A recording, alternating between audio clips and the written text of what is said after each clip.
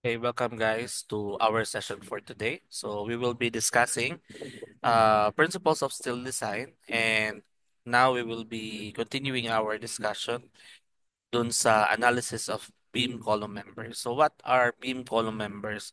So after discussing yung analysis of compression members and flexural members, it is imperative to discuss also conditions wherein our structural members, specifically our beams or column, are being subjected to not only um, to axial load for columns or compression load for columns or flexural loads for beams, but being subjected to both axial and bending.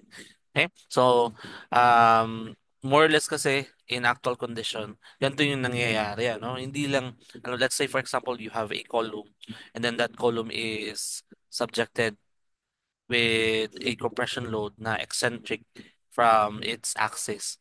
So definitely mag-i-induce siya ng additional moment effects dun sa um, column natin, which triggers uh, na kailangan natin i-check siya for bending also, not only for compression. So this type of scenarios are being um, considered by the code, and this is how we analyze them. Okay? So first, let's have an introduction. So while many structural members can be treated solely as structural as actually loaded columns or as beams with only flexural loadings, most beams and columns are subjected to some degree of both bending and axial loads. And as we said, these are called beam columns. So common example ng beam columns natin are frames, portal frames, or any member that connects horizontal and vertical loads. So what does it mean? So let's look at the frame that we have here in our diagram. As you can see, it's subjected with uniformly distributed load, yung beam AB natin and beam CD. And then as you can see at point A and point C, subjected sila with lateral loading. No? So this lateral loading may be induced or caused by wind or seismic forces that are applied to our structure, no? Once na uh, nag-excite yung ganong condition. So, as you can see, if you look at beam AB and beam CD, besides dun sa flexural, dun sa transverse loading na naka-apply sa kanya, so you can see, magsusway din siya or ipupush siya nung mismong lateral forces natin. So, if that happens, may nai-induce na axial load or loading na parallel dun sa ano natin sa member natin. So, meron tayong axial load, ano? And then plus yung iko-cause na bending nito. Okay? That is also true pagdating dito sa column natin. So, kasi dito sa column, dito sa mga connections natin na to, since that is a rigid connection, you will expect na a moment from the beam will be transferred also, not only the axial load galing dun sa supports, ano? So, pwede siya magkameron ng induced moments galing dun sa flexural loadings natin and also uh, galing dun sa lateral load natin. So, that is why the code wants us to check or verify also the effect of these two loading conditions in our members. So, as they said, analyzing and designing beam columns is more complex because yung bending moment affects yung actual strength or the actual load affects the bending strength. Okay? So, the code realizes this, and to accommodate this down, we use as an interaction equation. This interaction equation is represented as this formula, wherein we divide the required strength. So when we say that is our required strength, that is actually yung kailangan nating i-resist, ano? So this came from our demand, ano? Ito yung sa loading demands natin. Ito galing sa loading natin. Okay? And then yung available strength natin is what our specific member can give, ano? So ito yung capacity niya, ibig sabihin. Ito yung capacity na kayang ibigay nung section natin. So if you look at this equation, loading over capacity, we are just parang checking again the efficiency of our member to resist kung ano man yung loading conditions natin versus dun sa capacity natin. Okay? And the total of those effects should be less than or equal to unity. Okay? Or equal to 1. So, sabi natin, pag nag-exceed ng 1, unsafe na yung section natin kasi it cannot carry the required um, amount of load na naka-apply dun sa section natin. Okay? So, this is the interaction equation that the code wants us to consider. So, let's see let's say if we have a compression member, sabi natin pag compression member, it really relies on axial loadings or axial forces. So yung strengths natin are axial forces. Okay? So we have here yung equation natin, interaction equation natin. And ang nilagay natin sa left side of the equation is yung PR over PC. So what is that? So PR is yung required axial strength natin and PC is the available axial strength. So when talking about uh, that in during our topic about the analysis of compression members, pag sinabi natin required strength, again, galing ito sa loading natin. And then yung available strength, ito yung galing again sa ating capacity, ano? So, ito yung required loading. Kaya, ano, no, ginagamit niya yung R capacity dito. Okay? So, when we look back sa LRFD condition, okay, yung equivalent ng PR over PC is actually kung about sa loading yung ano natin, tapos naka LRFD tayo. So, galing sa load combination, that is our ultimate load over yung capacity. So, capacity of column is given as yung phi natin sa column, compression, times P o yung nominal capacity natin. So, ibig sabihin, ito yung kailangan natin i-check na dapat siya ay less than or equal to unity when we are talking about compression members alone. Okay? So, for ASD, that is almost the same. Siyempre, i-adjust lang natin doon sa philosophy yung ginagamit natin. So, imbes na PU for ASD, unfactor tayo. So, PA tayo.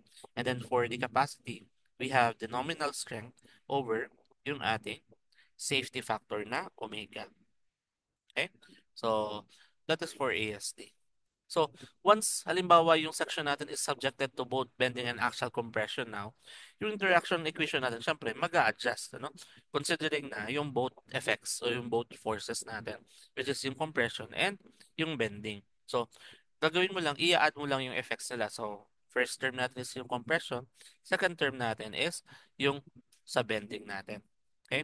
And again, yung subscript natin corresponds dun sa same na diniscuss natin na yung numerator natin is for the required loading natin and then yung C is for the capacity of our section.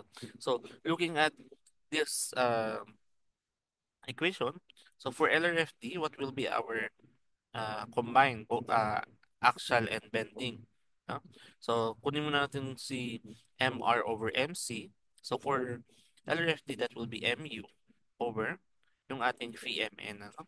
Bending nominal capacity. Okay? So, substituting yung kanyang condition, so that will be PU over VCPN plus MU over VBMN. That should be less than or equal to 1.0. So, ito yung requirement niya for LRFD. Then for ASD, so same lang din yun, ano? Substitute muna natin. So, this will be yung moment natin na unfactored over nominal moment over um, omega. Okay? So, that will be PA over PN over omega plus MA over MN over omega. Siyempre may kanya-kanyang value po yan, ano? So, lagyan natin ng subscript para hindi tayo malito. And then, that should be less than or equal to 1.0 also. Okay? So, this equation is for uniaxial lang siya. Ano lang siya, no? Bending on one side lang. Okay? So, hindi pa siya biaxial, ano? Monoaxial lang to. So, since ang column natin, o yung section natin, di ba? Yung I section natin, that is, ano, no? Alam natin na meron siyang strong axis and weak axis. So, yung X natin, ito yung X, ito yung Y. So, about yung moment natin about x-axis, yun yung mx natin. So, dito sa first derivation natin, ito yun, yung about strong axis yan. Okay? Kung i-consider natin yung about sa weak axis din, yun yung ating my. So, kapag two bending moments about the principal axis are present, so meron tayong biaxial ngayon na bending. No? Kapag biaxial bending tayo, ang gagawin lang natin doon sa moment term natin, i-subdivide natin doon sa dalawa. No? So lalagay lang natin ng subscript MRX due to the moment about the x-axis, and then Y moment about the y-axis. No? And then the derivation for LRFD and ESD will be the same na. Okay? So magkakameron lang ng subscript, dalawang term to na magka-add, tapos may dalawang subscript na lang siya. Okay? But ganun pa din, it should satisfy unity. Okay? So this equation is the basis of the code for members subjected to bending plus actual compressive load. So, kaya sabi ni code, in using this interaction equation, there is two formula available in the specification. So, meaning dun sa AISC construction manual or dun sa NSCP 2015 natin, ano? So, we have one for small axial load and one for large axial load. So, what is the difference? How you will classify? To classify yung member natin, if it has larger axial load or smaller axial load, we need to check the value of the interaction equation in terms sa compression or axial load alone, ano? So, if yung PR over PC natin is greater than or equal sa 0.2 daw, okay? So, meaning, yung ratio natin, we have larger axial load, no? Kung larger yung axial load, meaning, parang yung performance nung section natin, more like, ano siya, no? Parang nagpa-perform siya as column, ano? Mas, yung performance niya, parang column. Halimbawa, beam yung ina-analyze mo. Pero upon checking yung PR over PC niya, um, so nasa-satisfy niya to. Ibig sabihin, although beam siya, mas mag-govern sa kanya is yung actual force sa kanya. So parang column yung mismong ano niya, yung mismong behavior niya, no? And not solely as a flexural member. Okay? So, kaya nakalagay dito kung kapag nasatisfy itong first condition natin, yung bending term natin is slightly reduced. So, binabawasan natin ang capacity ngayon, yung moment natin, kasi mas larger siya in action. So, mapapansin nyo yung term natin, ito yun, ano? Minultiply niya by 8 over 9. So, roughly, nireduce niya by 10%. Okay, yung value ng moment natin when the our section has a larger axial load. Okay? So, otherwise, kapag less than 0.2 tayo, so we have smaller axial load. Ang sabi naman daw, yung axial load term naman daw, yung first term natin no sa interaction equation, yung i-reduce natin. So, gagawin lang natin half, no? Or multiply natin by 1/2 yung axial load natin kasi nga, ang consideration niya, mas nagbe-behave as beam naman ngayon yung ating section. Kaya, sa moment siya, mas malaki yung requirement na i-check para dun sa interaction equation natin. Okay? So, looking at this equation, kung kakalculate natin yung capacity in terms ni compression members and then yung capacity in terms ni bending, it is again imperative to review yung formulas natin for compression and member sections. So, for compression members, ito yung formula natin. So, what we do kapag nag-analyze tayo ng compression members is we calculate the highest scale over R dun sa member natin. And then once we calculate yung highest scale over R, we calculate yung value ng FE based dun sa highest o sa largest KL over R value. Okay? After that, we compare the KL over R value with our limiting section, ano? Kasi this is from the graph dati natin, ano? Yung graph natin before na meron tayong limit, ano? Na we're in. Itong portion na to is yung inelastic backlink natin and then ito yung elastic backlink natin. So to classify whether intermediate or slender yung column natin, dito yung requirement na yun. Ito yung requirement na yun, na yung 4.71. So kapag less than siya or nasa inelastic tayo or intermediate lang, ito yung formula of our FCR. And then kapag naging slender na yung column natin, ito yung magiging formula natin. Okay? And after calculating FCR, makukuha na natin si PN by multiplying si FCR by AG. And then, whether we are using LRFD or ASD, multiply na lang natin by the factor, the resistance factor, or divide natin by the safety factor. Okay? That is for compression. Now, for beam, first is we need to check or verify if our section is compact. Ano? Pero when we are using a wide flange section or W shapes, more or less lagi siyang compact. Pero it's a good habit to check whether the section is really compact. Ano? Then after satisfying that the section is compact, we know that we will be utilizing yung F2 equation natin. Meaning, our limit state will be based on yielding, okay? And yung isa is based from lateral torsional buckling. Okay? So, in yielding, we calculate yung kanyang plastic moment capacity. And then for LTB, will be based dun sa condition ng bracing natin. Okay?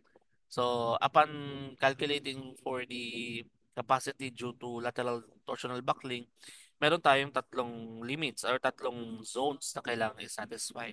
So, we need to calculate yung mga limiting lengths natin na i-compare natin with our buckling length. Ano? Yung LP and LR natin. So, si LP and LR is this equation. Okay? Again, um, this is being given in the in the board exam. Yung code na to, yung formula niya, kung paano siya nakapresent sa NSEP, binibigay siya sa board exam. So, you don't need to really memorize this one. Or kung ano man, is at least meron tayong technique how to calculate this in a simpler manner by using yung store function natin sa calculator. And then after getting the value of LP and LR, we compare that with our LB, and with whichever is our zone, ito yung magiging moment capacities natin, ano, based from dun sa mga values na LP and LR natin. Okay? So after that, you now have the moment capacity. Okay? Naka-fee lang to, no? So kung ASD, so you just need to divide this by the omega part, ano? Okay? And then after that, ibig sabihin, kumpleto na yung dito sa section mo. Meron ka ng doon sa galing sa applied loading, galing doon sa compression, and then galing doon sa moment. And then i-check if the equation is satisfied or less than unity. If that is less than unity, it means that our section is safe in both axial and bending load. Okay? So, yeah.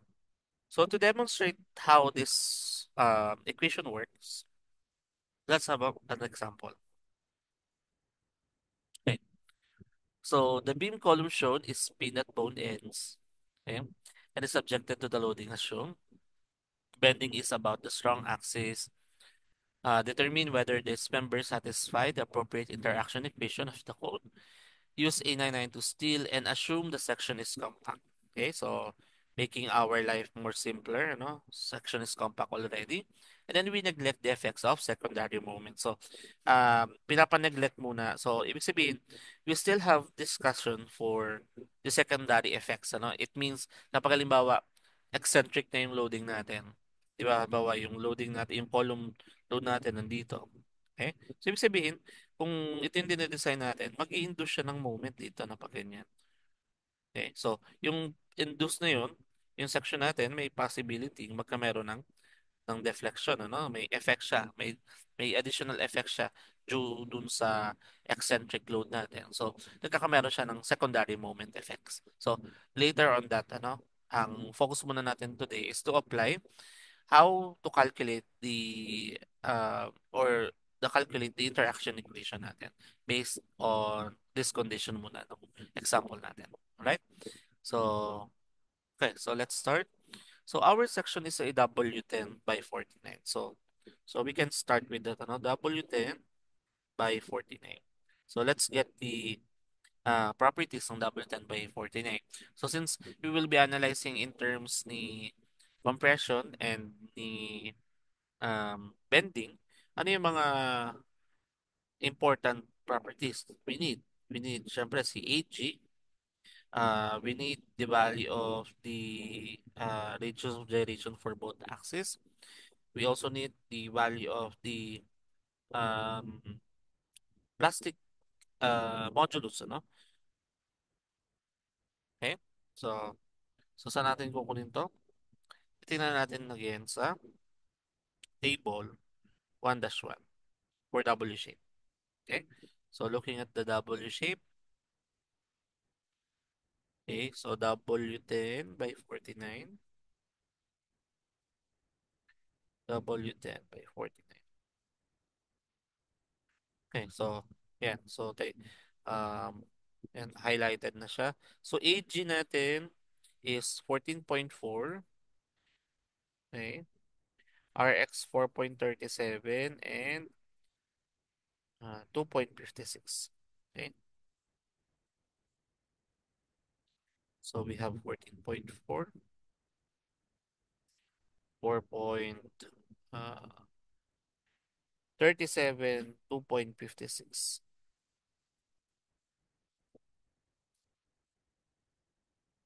inches. And then for our plastic section modulus, that is 66.6. Ay, no, no. Sorry. Mali pala yung binabasa ko, no? Um, Yellow. Okay. This is our, yeah. So it should be 4.35 and 2.54. 4.35, 2.54. And then our ZX is 60.4. Okay? 60.4 inches cube. Okay? So, uh, appropriate interaction equation natin. So, interaction equation natin is we have PR over PC plus MRX over MCX plus MRY over MCY less than or equal to 1.0. But as you can see, it's stated in the problem, subjected siya or yung bending natin is about the strong axis only. Ibig sabihin dito sa section natin, ito yung ating ano, no? Ayan. So, ang meron lang tayong force is about dito. Okay? So, that is mx lang. Yung my natin, walang binanggit kung meron tayong applied moment doon sa my. So, it means we can treat yung isa as non-existent. So, pwede natin kunin as zero na to. Okay? Kasi ibig sabihin hindi tayo biaxial bending. Okay? So, if that is the case, so we have PR over PC plus MRX over MCX less than or equal to 1.0. Okay? Okay, next. So, the design philosophy is not given dun sa ano natin. Pero based from previous attempt, ano, ang safest assumption is to assume na LRFD yung ano natin, design philosophy natin, ano? So, if LRFD, ang requirement natin ngayon is PU over VPN plus MU over uh, VMN less than or equal to 1.0. Okay? Now, we need to check whether our section is more of a column or more of a beam. Okay? So, checking yung PR over PC or that is yung PU over VPN. Okay?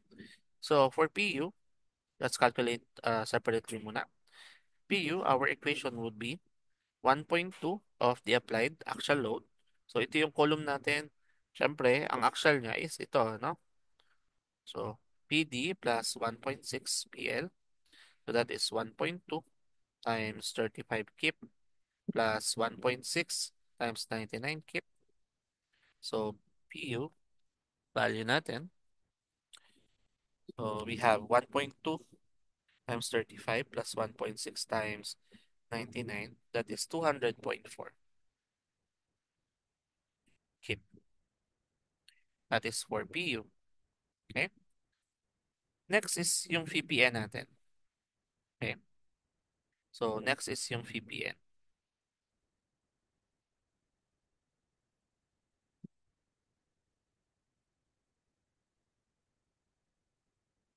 Okay. So VPN, yung capacity of our section.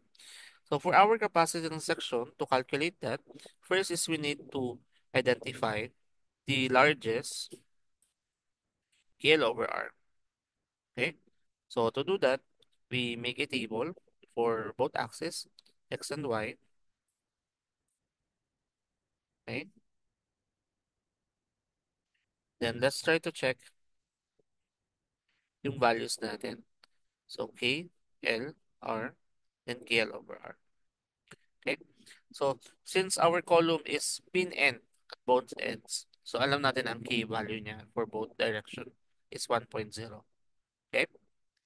And then kung bending about the strong axis tayo, as you can see, meron tayo ditong ano no, um, possible na itong loading na to is induced by a section na nakalagay dito sa ano natin. Pwedeng may o sa beam natin, ano? Kung halimbawa ito yung column natin, okay? Possible na meron siyang nakatuon na beam dito. Okay? So ito yung nagbibigay ng Q natin. Yung QD and QL natin. So ibig sabihin, may tumutulong na resistance doon sa ano natin. So ibig sabihin, ang length natin ngayon for strong axis is 8.5. Okay? Feet. This is in feet. And then sa y-axis is 17.0. Okay? For R values, so yan, 4.35 and 2.54. So, calculating KL over R, don't forget to multiply yung length natin by 12 to make it in inches. So, this is 23.45. And 17 times 12 divided 2.54. That is 80.315. So, ang governing natin is about y, ano? So, ibig sabihin, mas weaker siya sa weak axis or weak axis govern tayo. So, ibig sabihin, doon siya unang magbabakel, ano? Mas mahina yung side na yun. Okay? Kaya, largest scale over R ang kinukonsider natin. Now that we have that value, we can calculate actually yung value ng FE natin using pi squared E over KL over R squared. So, substituting na lang yung values. Pi squared times 29,000 KSI over KL over R squared. So, we have 44.372 KSI. Okay? So, yan, meron tayong FE. Next, for number 2, we have to compare si KL over R natin na 80.315 with our limit na 4.71 square root of E over Fy. So since A992 tayo, that is 50 KSI. So 4.71 divide 29,000 divide 50. So that is 113.43. So as you can see, our value is less than. So meaning, inelastic tayo, no? So therefore, inelastic or intermediate yung column natin. Ang formula for FCR would be 0.658 Fy over Fe, and then multiply that uh, by Fy. Okay? So FCR is equals to 0.658. We have 50 over 44.372 multiplied by 50. So FCR is 0.658 raised by 50 divide 44.372 times 50. So we have 31.2 KSI as our FCR value. So if you have FCR, you can calculate PN is equals to FCR times AG, or multiply na natin ng phi. So that is 31 point, phi natin for compression is 0.9.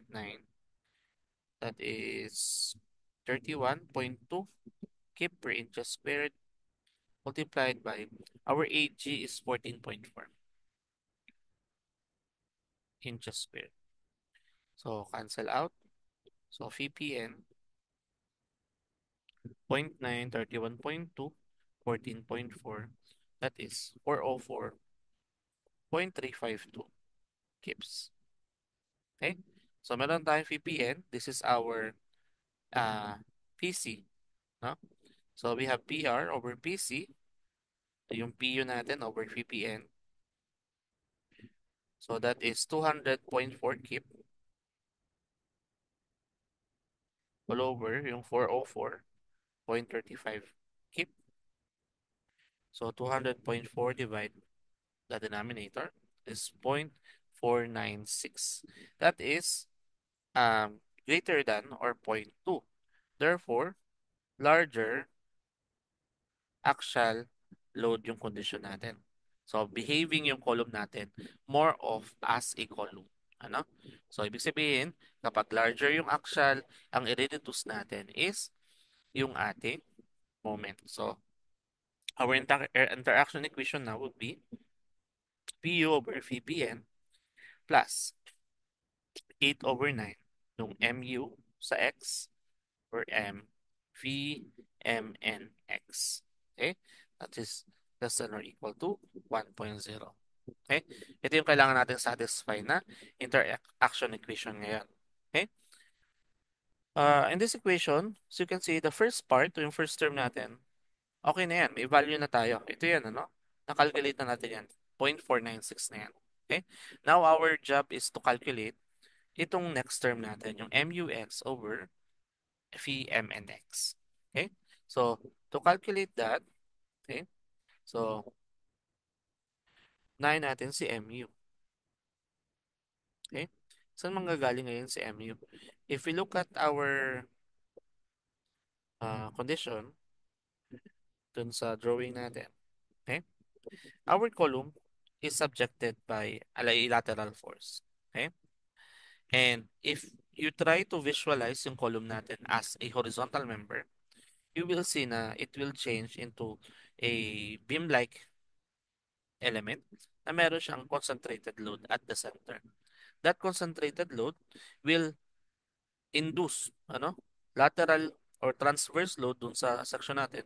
So, possible siya mag-buckle. Okay? So, ibig sabihin yung moment natin will be based dito sa concentrated load natin. So, let's try to convert that. Okay? So, gawin natin, ito yung beam natin. Okay? And then, we have yung supports natin. And then, i-apply na lang natin sa gitna is yung ultimate na, no? Yung QU natin, which is yung 1.2 ng QD plus 1.6 ng QL. Okay? So, let's get that value. So, directly from the calculator na lang. 1.2 of 5 plus 1.6 of 12, that is 25.2. So, meron tayong 25.2 kip. Okay? And according to structural theory, ang ultimate moment, di ba? Ang ultimate moment ng gantong section, yung moment diagram niya, um, is, yan, nagpipicture sample kung nasaan yung concentrated load. Okay? And ang value niya is PL over 4. Okay? So, ibig sabihin, MU natin is equals to PL over 4. So, ang P natin is 25.2 kip times yung length natin. Length natin is 17 feet over 4 natin. Okay? So, ang MU would be 25.2 times 17 over 4. That is 107.1 kip feet. So this moment function or equation is actually our MUX dun sa function natin. Okay? So ibig sabihin sa numerator natin, dito sa interaction equation, okay na tayo. Now is yung beam capacity naman natin. Yung kakayahan niya mag-carry ng moment. Okay? Ang unang gagawin for PMN is to check for compactness.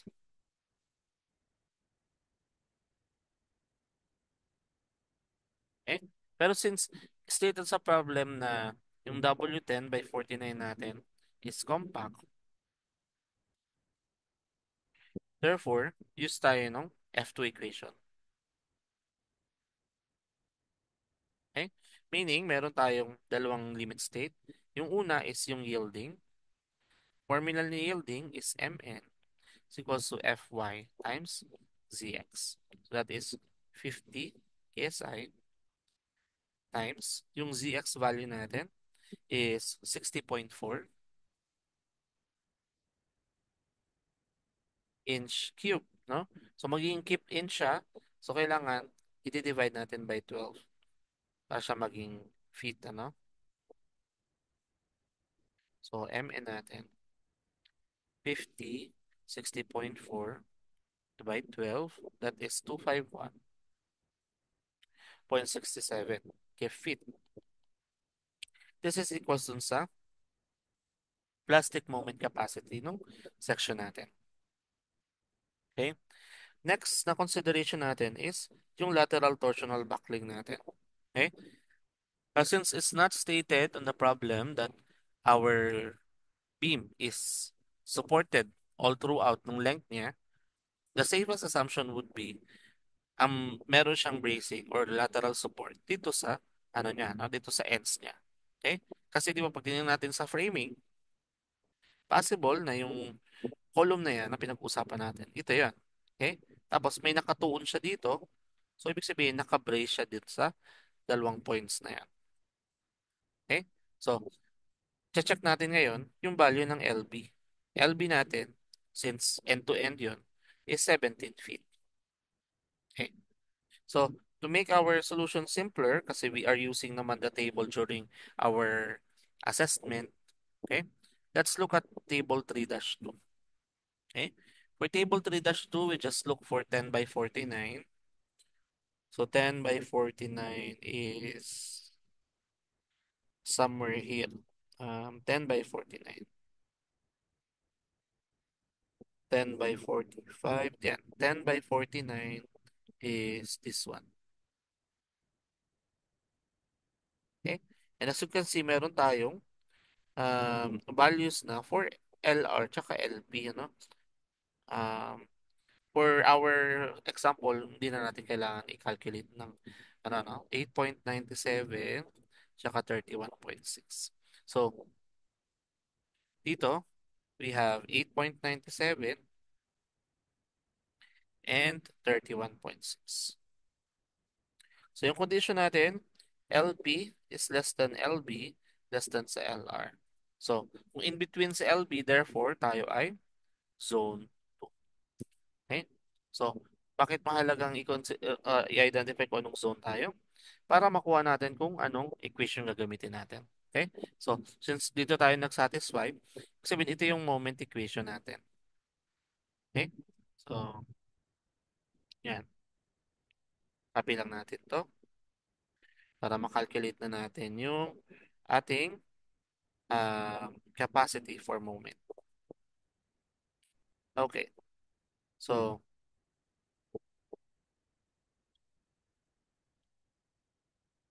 kailangan natin. And as you can see, ito sa ano natin, ito yung formula, MP, VBF. Si BF, ito yung formula ni BF. So, we can directly substitute it. Or we can look at the table also, no? Pero may CB tayo, no? Meron tayong moment magnifier or modifier dito na CB. So, para makalculate si CB, let's go back dun sa ating moment diagram. So, dito, kailangan natin ng value ng ating quarter moments, no? So, kailangan natin si MA, MB, and MC. Okay? Since this is a triangle, Um, si MA dito will be equal sa MC. Tapos si MB equal siya dun sa maximum moment natin. Okay? So to calculate for MA, you can actually use ratio and proportion, no? So this is 8.5, this is 4.25. Okay? So to calculate for Y over 4.25 is equals to yung 107.1 natin over 8.5. We have Y is equals to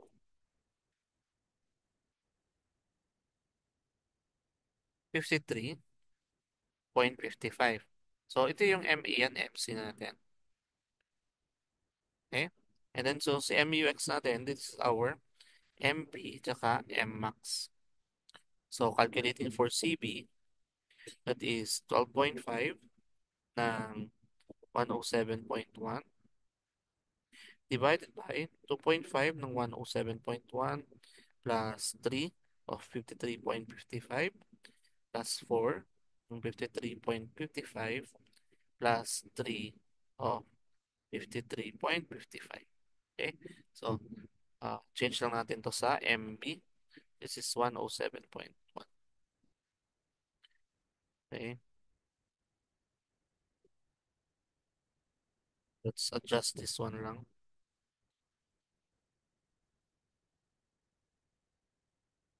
for the value of CB. So, upon calculating, 12.5, 107.1, 2.5, 107.1 plus 3 times 53.55, 4, 53.55, and then 3, 53.55. 107.1 yung 4 plus 3 times 53.55. So that is 1.316 or roughly 1.32. Okay? So, just sa equation natin, okay na tayo ng CV. VMP, MP meron na tayo. V is 0.9. So, CBF, wala pa tayo sa IPF. So, we can calculate it as ito, no? Pero, kailangan nyo i-check si CSX. Pero, if you look at table 3-2, CBF, nandito po, ano? VBF, 3.71. Okay? So, let's calculate. So, VMN is equals to minimum. CB natin is 1.32 plus 0.9. Nakalculate natin MP is ito, no? 251.67. So, 251.67 minus, again, VBF natin is 3.71. So, 3.71 multiplied by LB natin 17 minus LP natin is 8.97. Itong unit ito is in kip and then this is in feet. So, ito ay kip feet na. So, ah, mag-aano naman siya, no? Magko-combine siya. Equals. Compare natin with VMP. Okay? So, 1.32.9 251.67, 3.71, 8.97. So, we have 259.659. Keep 0.9 times 251.67. That is 226.503. Keep. Okay? So, minimum daw dito sa dalawa. So, this one will govern. Okay? So, ibig sabihin, ang VMA natin is yung ating plastic moment na 226.503 kips. Okay? And this is our VMNX. Okay? So, um, so meron na tayong MUX over VMNX. That is, saan yung MU natin? That is 107.1 divided by 226.503. So, unitless na yan, ano? Kasi it will be canceled out din naman.